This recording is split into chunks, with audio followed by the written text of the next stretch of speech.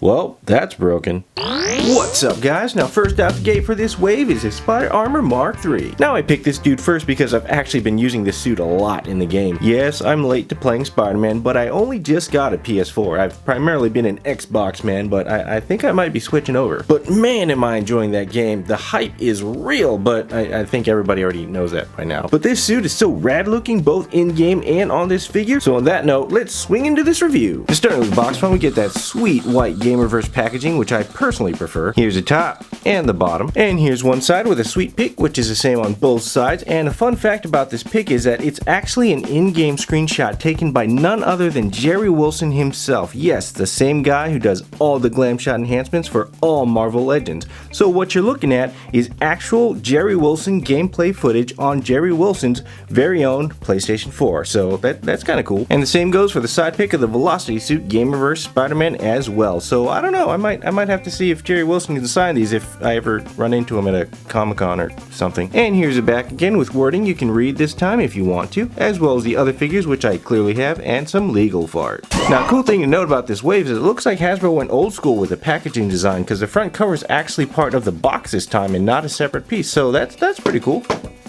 And there he is, guys, out of the package, and I have to say he looked good in the package, but he definitely looks better out of the package. So let's take a closer look. Now, starting with the head, they nailed the in-game look. It's got a great and smooth sculpting to it, and it's got a little bit of gloss too, giving it that sweet in-game shine. And there's surprisingly extremely minimal scuffs and dings on the head, which is usually not the case with these glossy heads. There's a little ding up here, if you can see it, and then maybe a small one right over here, but aside from that, it is slick. And the paint tab for the eyes are very clean as well. And he kind of looks like the Red Hood, but honestly that's the game choice, not the figure. And moving into the body, we get some very nice sculpting. I'm really digging the matte black area over here with all the suit detailing and everything. It looks great. And the application of the red paint is thick, clean, and solid. And also they added a little gloss, as you can see, to the black spider symbol. And it actually extends ever so slightly onto the sides here, which is a pretty nice touch. And this red color and sculpt extends all the way into the joint. And moving in the back, the details continue, and I really like how they sculpted the little spine right here and the spider arms that are extending out.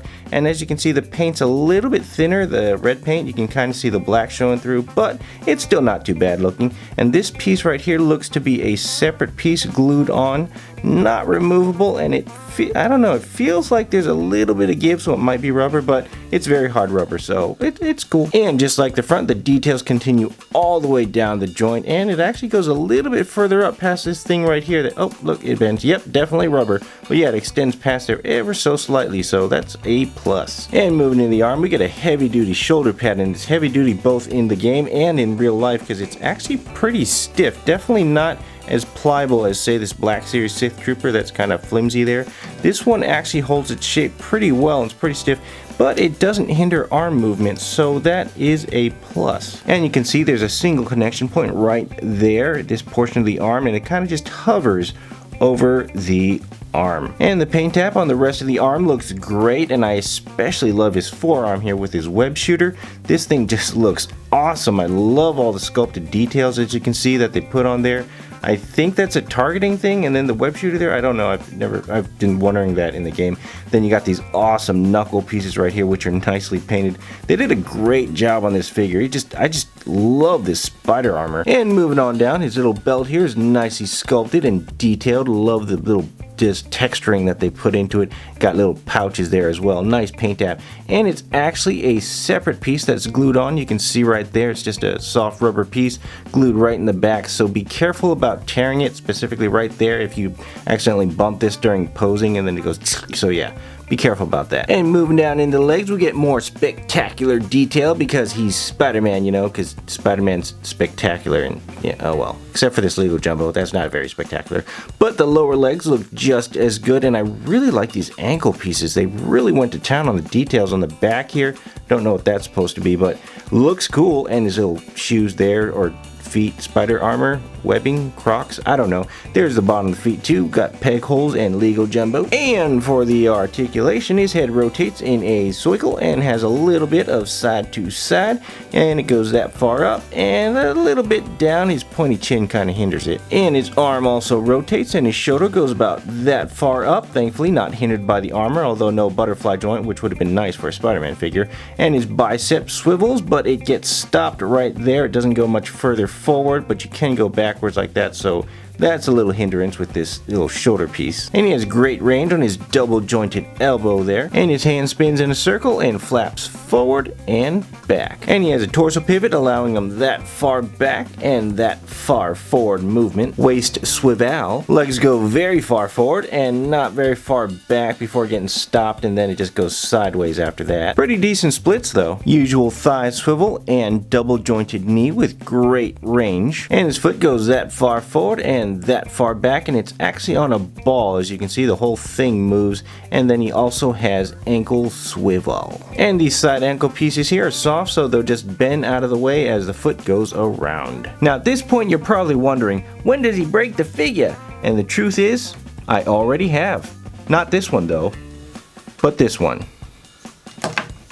You see, I bought both of these guys because I wanted one to open and one to keep in box mint to display, but the first one I opened, this guy, had an extremely stiff shoulder joint, and when I tried to, break free the joint, it just wouldn't go, so I used the hot water technique, which was a bad idea, and that caused it to break. Here's a closer look at the joint here. You can see it's kind of like a half C, like a hook there. Broke off right there. You see this kind of rotates around. Now what had happened was, when it was like this, it was just super stuck and wouldn't go, so I was trying to bend it to get it to loosen up and stuff, and I ended up bending the bicep here, so I just ended up putting it under hot water thinking, you know what, let me try that. I don't usually do it, but let's give it a shot.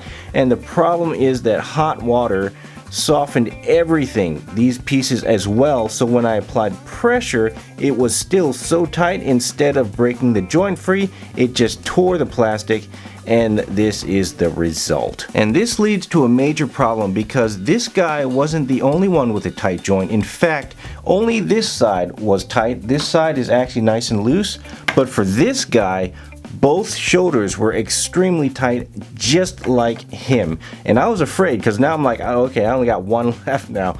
And what I ended up doing, I used my own technique, which I should have just stuck with. I used my leverage technique. The thing is, instead of pulling on the little bicep here, which started to kind of twist it, I really finagled my finger here so that I got a hold of the actual shoulder segment joint. And then I just slowly just finagled it up and down, it would click. And then I'll just go back and forth to get that nice and smooth, and then I click it again, and now both sides are pretty much nice and smooth, and they articulate, thankfully. But with that said, if two figures out of a case had tight shoulder joints, chances are you're probably going to run into the same thing too. And you can't use the hot water technique because you're going to tear the joint because it's that tight. So honestly, the only thing I can really recommend, which I don't want to, is if you find 2 of these on the shelf, or even 3, just buy all of them and then open one and then see if the shoulder joint actually works, or if you can kind of get it to break free and all that stuff. And if it does, then just return the other ones, because it's just, if I had just bought this one and not that guy, and this broke, I would be so much more pissed right now. I'm still pissed, but it's like, I'm sure I'll probably be able to find another one of him. Not sure when, but yeah, what the heck, yeah. But on a lighter note, I still love this figure aside from these loser joints here, so let's go and move on and look at the accessories. He comes with a Demogoblin leg, which isn't really an accessory, it's a BAF piece. But he does come with this, which is a webbed up face accessory, which I actually really like. It looks cool. It's got some nice web detail. It actually kind of has that transparency, consistency, I guess, of webbing. Although it is flexible, it does feel a little brittle at the same time, so if you like really max bended it, you'd probably break it. But just don't do that. But what's cool is you can stick it on pretty much most figures, especially the beard guys, and put some web in their face, just like in the game, which is really cool because I do that a lot. I think we all do. So yeah, I like it.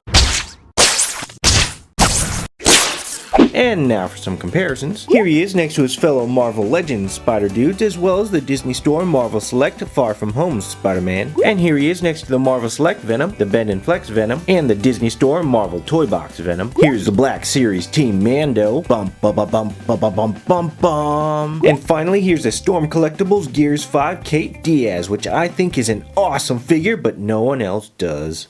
Well guys, overall, despite the very bad shoulder joints, I really like this figure. As long as you can get one with good shoulder joints or free them properly, he is an outstanding figure. The in-game suit looks amazing and Hasbro did a great job bringing the awesome into this figure. He is definitely one of my top Spider-Man figures now. But I still have more to review, so make sure to vote in the comments below or in the poll in my community tab to decide who I review next. And with that, thanks for watching and I'll catch you guys in the next one. Peace.